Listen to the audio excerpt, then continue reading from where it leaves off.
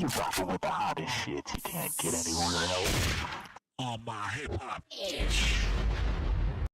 Yo, what up? What up? It's your boy Myko, man. New face of R&B, A-Town in the building. I'm on my hip hop ish. You already know how we get it poppin'. Zone 3, let's go. What's good? It's Z Sabri, and I'm checking in with On My Hip Hop Ish. I have with me here today the very sexy R&B crooner, Myko. What's going on? What's going on with you? You looking high? I see you. Get a little swag on. We're going to get right into it. You're signed to Freeway Ricky Ross's label, right? Not to be confused with Rick Ross, Rose. He's good, but we talking about the real Rick Ross, okay? By way of Universal, correct? So, tell me, how did that come about? Well, just recently, probably like a month or two ago, I did my single release, and I was releasing a mixtape. It was called Late Nights, Early Mornings, and I was showcasing some of the music and kind of see what people in Atlanta thought about the direction I was heading in, make sure it was a good direction. So, just so happens, his representatives and A&Rs were in the building, and hit me up after the situation. Shouts out to my girl Toy, one of my stylists or whatever. She put me on to him, and he was like, she said he's interested in your situation. Spoke about it, sent more music. 24 hours, I was on the phone with Ricky, on the phone with Suave, and Tiffany Gaines. Also she's a manager for the whole label, whatever. She manages Curtis Young, which is Dr. Dre's son, and she set that whole situation up with Beats by Dre and everything up. So I was just on the phone with them, and they was so excited about my situation and loving the music. So it took me about a week or two to get everything situated as far as paperwork and everything, and I thought it would be a good situation for me. So here I am in the future. You already know. Absolutely. And so with that, you're signed to the label. How has it been working with different collabs? Have you found that it's been more connections being made since you've been with them than before? Well, it's a different outlet. I've been with the label I was with before was Out of Pocket. Well, not Out of Pocket. I'm sorry. IME, Independently Major Entertainment, which was owned by football player Thomas Jones, NFL football player Thomas Jones, and I was over there for about like 7 to 8 years or whatever, and that was a great situation. So I got to pretty much meet everybody in the industry, as far as like from the top to the bottom, from Leor to Sylvia, Jason Derulo, Ross, Future, everybody like that. Pretty much I got a chance to work with those people. So I've been blessed, leading up to this situation. So I would say I'm seasoned. So, with them, it's a little bit more different. I'm more with him, it's more on the documentary and the more movie side of it. So opens my situation up for more acting roles, more commercials, more things like that. So I'm dabbing in that a little bit, what I'm saying? Like I said, I just finished a song for the soundtrack of Cracking the System, and, things are going great. With those connections I made in the beginning and these connections, everything is kind of like coming together right now. Okay.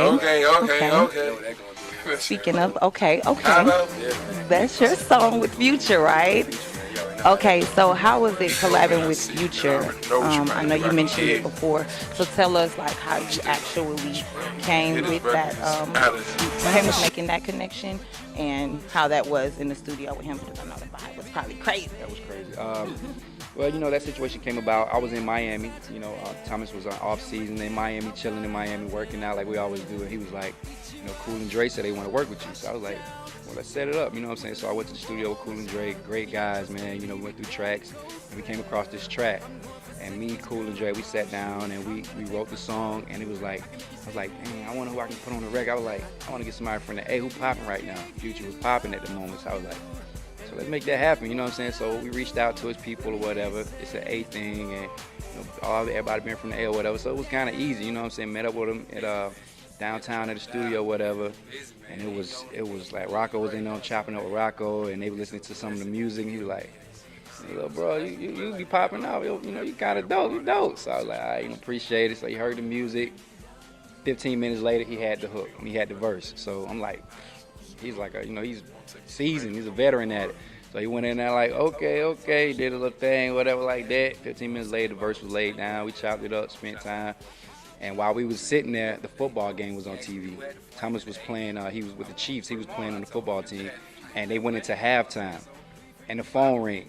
and he was calling from the locker room on TV. So teacher was like, bro, you on TV right now playing football? He was like, yeah, man, I'm just trying to see how everything going, how y'all boys doing. So we talking to him during halftime while he playing in the NFL on CBS. So it was crazy, man. Great vibe. I'm still cool with them guys right now, man. And shouts out to the whole, you know what I'm saying, A1 Click and Rocco and them, everybody over there, Free Band. So the rest is history, you know what I'm saying? So your latest mixtape, you have to tell me how you came up with the name of that. I think it was so awesome. I actually kind of giggled when I first heard the name of it. So it's the name of the mixtape, where we can find it, and how you came up with the name, because I want to know how you came up with the name. Well, late nights, early mornings.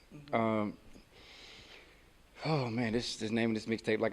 Like in Miami, I spent a lot of time in Miami. Like I'm born and raised in the A, went to school, everything in the A. But when I moved to Miami with Thomas, we spent a lot of time in the gym, like recording, studios, clubs. Like he said he wanted me to experience everything so that when it got time to the point of me recording and making music, I didn't have any issues. There was no distractions because I've done it all.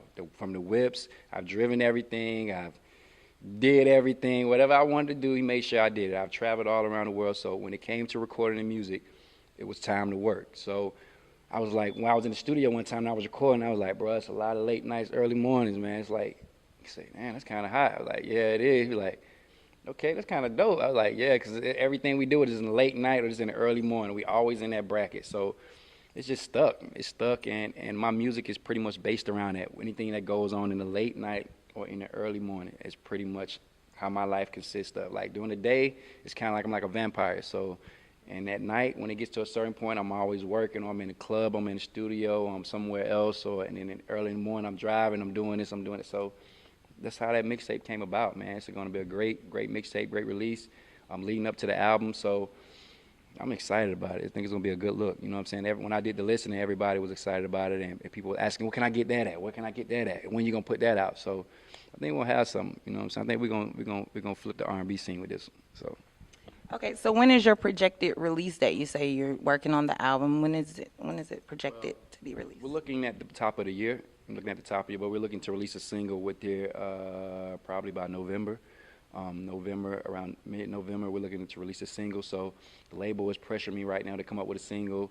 And I put the pressure back on them because I send them records, and they be like, man, why you keep sending records? That record sound hot. Now that record sound hot.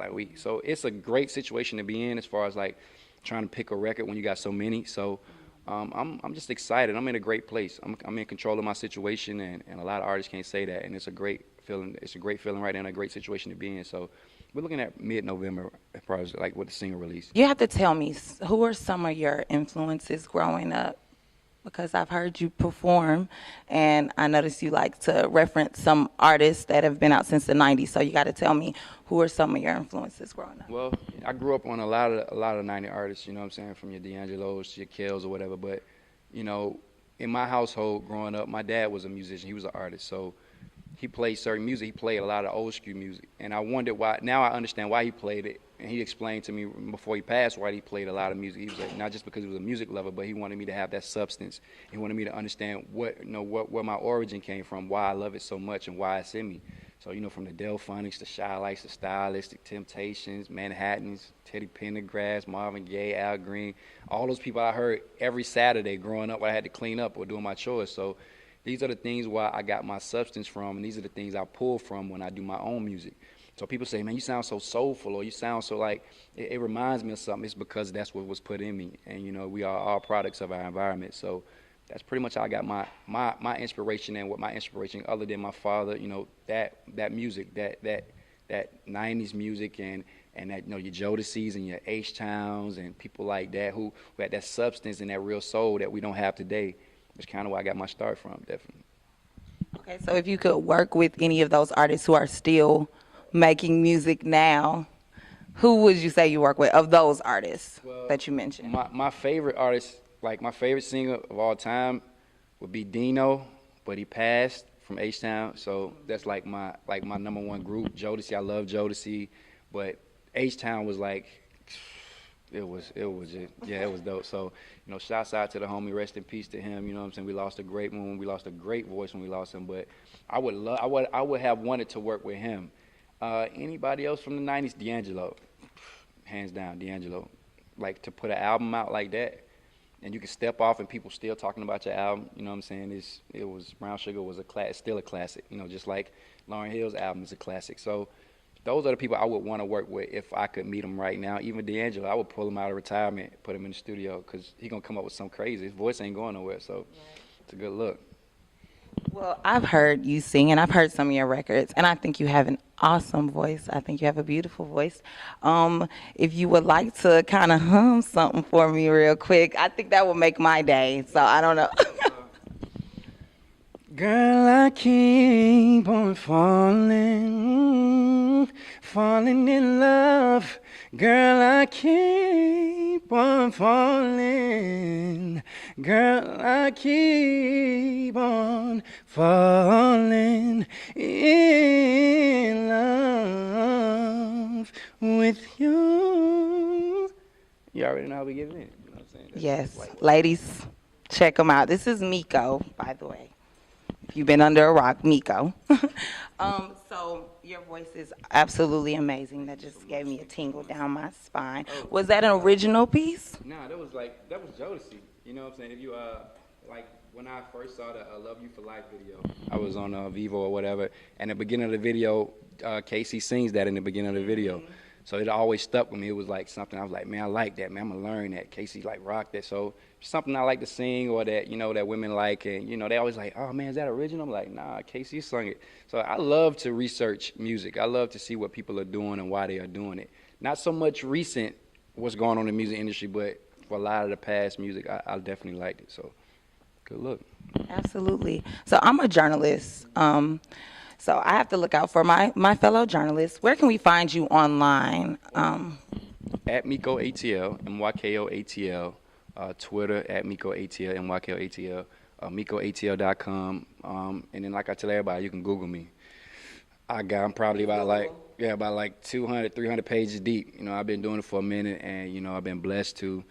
There's some bad stuff on it, but it's more good than bad. So, you know, everybody got a little dirt, you know how that go. But definitely, you can Google me, man. I'm all over the place. All over the place, definitely. He's everywhere. He is definitely everywhere. All right. So he makes music for the soul. You got to check him out. Check him out at Myko ATL on everything. And you just been invited to an OMHHI exclusive interview. Thank you so much for sitting down with me. Thank you so much. Thank you so much. She got me over. I told you I'm doing that blush thing, so it's all good. You rockin' with the hottest shit. You can't get anywhere else. On my hip hop itch.